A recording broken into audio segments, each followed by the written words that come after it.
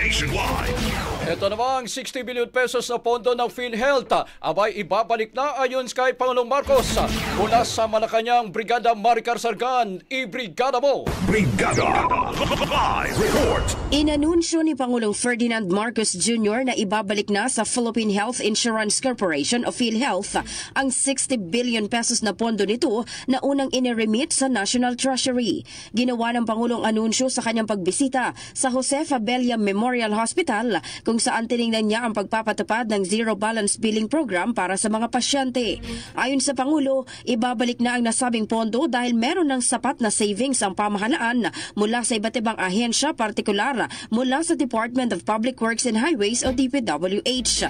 Dahil dito, madaragdagan pa ang hawak na pondo ng PhilHealth sa pagbabalik ng halagang una ng inilaan ng Department of Finance para sa mga pangunahing programa sa kalusugan at social services. Tiniyak ng Malacanang na ang hakbang na ito ay makatutulong upang mas mapalakas ang mga serbisyo ng PhilHealth at matiyak na mas marami pang Pilipino ang matutulungan ng kanilang mga programa. In the heart of changing lives, ako si Brigada Maricar Sargan ng 105.1 Brigada News FM Manila, The Music News Authority. Ang bahaging ito ay hatid sa atin ng Fast Relax. Tanggal ang sakit, ora mismo.